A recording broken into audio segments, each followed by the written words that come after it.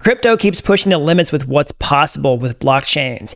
It seems like every few months we see new applications come out with novel ways to make money with crypto. In 2021, we saw the play to earn trend with crypto games. In 2022, we saw walk to earn in the fitness niche. And this year, we're seeing the eat to earn trend, where you can make money by dining out. Yes, you heard that right. You can actually get paid to go to your favorite restaurants in crypto. How, you might ask? Well, I'm going to break down everything you need to know in this video today as a blockchain developer myself who works with this technology on a daily basis. Talk about what this is, how it works, and how this could be a big deal for the future. So if you're new around here, hey, I'm Gregory, and on this channel, I turn you into a blockchain master. So if that's something you're interested in, then smash that like button down below for the YouTube algorithm and subscribe to this channel. And if you want to learn how to become a blockchain master step-by-step, start to finish, get ahead of the next crypto wave, then I can show you how to do that over at dappuniversity.com/bootcamp.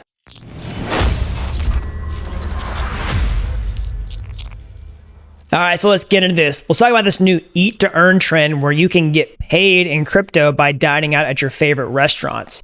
So this is with a new application called Blackbird. Now, full disclosure, I have not personally used this application because it's currently only available in New York City and I don't live there. And full credit to Take from the Humble Farmer YouTube channel. That's where I found out about this. But this is a pretty crazy application that has a ton of potential if executed properly. So let's dive into how it works. So the first thing to understand about this application is it's a serious project with a serious founder, okay? It's not some like fly-by-the-night sketchy crypto project with an anonymous team.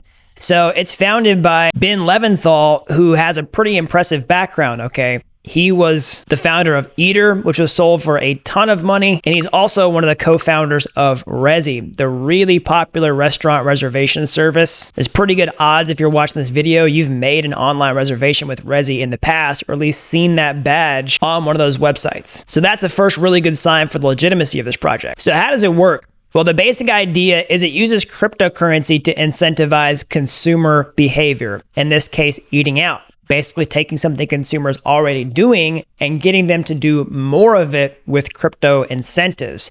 So what's the actual mechanism? Well, basically it has a tap to pay feature at a point of sale systems. Like you go into a coffee shop and you can use Apple Pay to pay for your products, but you can also just tap to get the rewards and they show up in your digital wallet with the Blackbird application. And so what are these rewards? Well, you're earning a cryptocurrency, in this case, the Fly token. I'm going to talk about how the Fly token works here in a second, but this Fly token is worth real money, okay? You can also get NFTs, like I think you get an NFT whenever you first dine at a restaurant, and after you complete certain milestones, you can also get these NFTs. And these might unlock, benefits like traditional reward systems where you get, additional rewards and products that that particular restaurant or coffee shop, whatever provides, but you can also earn money that's redeemable, somewhere else. And I think there's also possibilities in the application where you can unlock memberships, which you pay for, but you also get like crazy discounts on stuff if you're a regular diner at that establishment. And so let's look at more at the reward structure and how the tokenomics for the Fly token work. So basically, here's how the entire Fly token is distributed. So exactly half of the entire total supply is set aside for rewards, okay? And that's cut in half again. So 25% of the total supply goes to the people who are dining out and 25% are going to the businesses themselves. Because whenever you make a purchase and you tap, then you get a reward and the restaurant also gets a reward. So there's a double incentive here.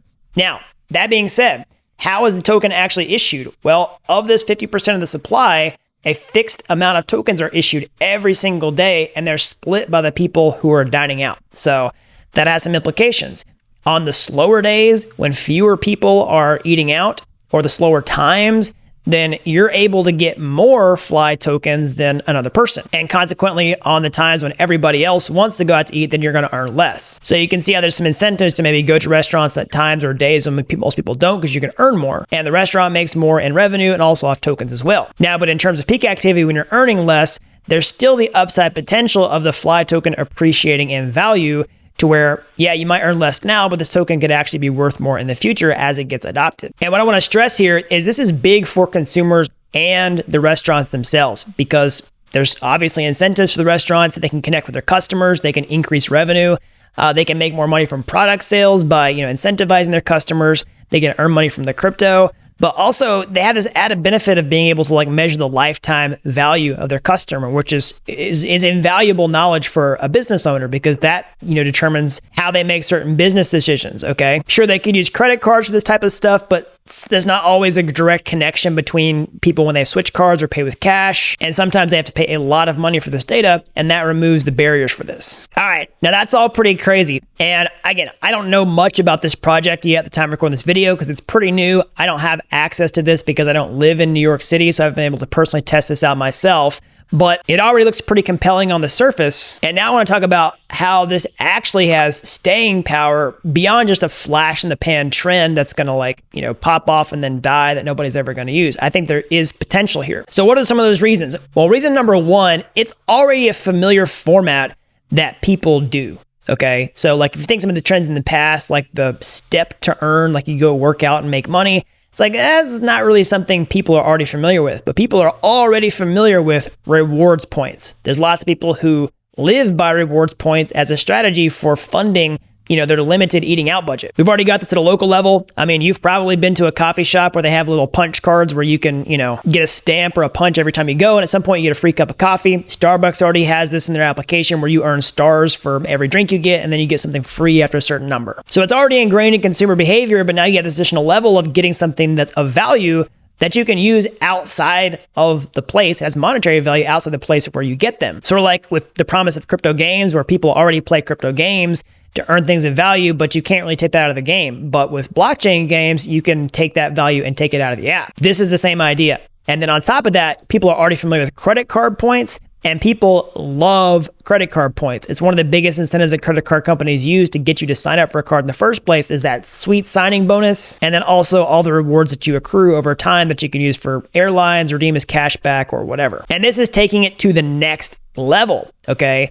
So how could we, take this really new application that's in a very limited market and expand it and take it way beyond what it is to be a growing, really huge trend and a compelling use case for blockchains?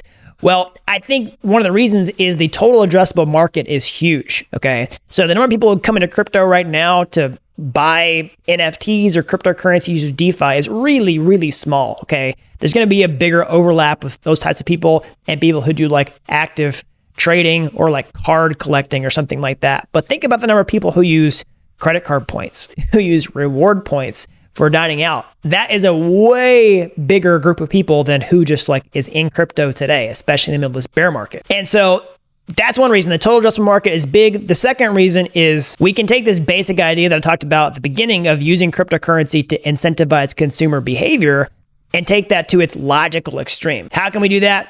Well, we can adopt it at much larger scale. Okay, so we can take this beyond just restaurants. We could take it to anywhere where consumers spend money that want to offer loyalty. I believe that's part of their plan, reading through some of their stuff here. We can move this to adoption of much bigger brands besides at the local level. Like, what's stopping Airbnb from doing this type of thing? Okay, where, you can get incentives for booking places maybe at seasonably low times, and you can get money or cash back doing this outside of your just credit card. There's lots of potential here for more players to come into this space to put competitive pressure to find maybe a common token that's issued across all these different things. So maybe that's the Fly token, maybe it's some other token where you go out to eat at your local coffee shop, you earn Fly token. You go to a clothing store, you can also earn Fly token. And then maybe you can redeem those natively for airline points, or maybe you get the Fly token back for flying airlines. There's big potential to get a standard asset that you get across multiple different brands. And in the past, there wouldn't be any incentive for brands to do this type of thing unless they're also earning rewards for this as well. And I could even see this getting integrated into credit card reward points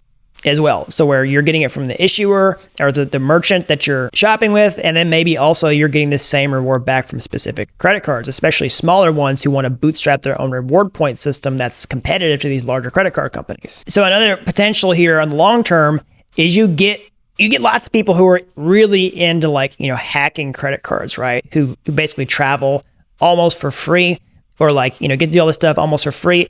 Well, it could be a similar type of thing where it opens up all types of new use cases for this. Like, what if you can get credit card points and then these reward points where you're getting a lot of your life for a fraction of the cost? There's lots of potential for people to create educational platforms on this, like we've seen, big YouTube channels and social media influencers in the past, like, the Points guy or something like that shows you how to game the system. Well, we're going to get those people on board with this type of stuff, and that can help spread the awareness and the actual adoption of this technology, which has a ton of potential to fuel fire on this to make it really grow up into a lasting trend. All right, so that's an overview of where I think we can go with this eat to earn trend, that there's a lot of potential here beyond just local restaurants in small niche markets. I think this can spread to the rest of the United States. It can spread worldwide, okay? And it can do things beyond just restaurants to much bigger consumer loyalty programs. Again, this idea has been talked about for years in crypto, but this is one of the first compelling use cases that I've seen with serious founders with serious track records who have the potential to really make this take off. So let me know what you think down in the comment section below. Have you tried this? Do you live in an area where this is supported? Are you going to travel to an area where this is supported to try this out? Maybe try to farm some tokens. Do you think this actually has any staying power? Are you excited about this? You think, hey, that's never going to work? Either way, I want to know from you down in the comment section below. So after you leave your comment, make sure you smash that like button down below for the YouTube algorithm. Subscribe to this channel if you haven't already. That really helps these videos out so the more we can learn about blockchain. And if you want to get ahead of the next crypto wave that's coming, maybe sooner than a lot of people think, then how can you get ahead of that and really capitalize on the next trend? Well, the best way to do that is to double down on your technical skills now while the space is relatively quiet and be in position before it really pops off. And so how can you do that? Well, you can go to my YouTube homepage. You can find those free courses there. They're like Udemy courses, but they're totally free. And if you like those and you want to take the next step, or hey, maybe you want to take a master shortcut entirely, I can show you how to become a blockchain master step-by-step start to finish over at dappuniversity.com/bootcamp. You really don't have to be an expert to get started today. I've helped people with zero coding experience become real-world blockchain developers in a matter of months. So that's all I've got. Until next time, thanks for watching Dapp University.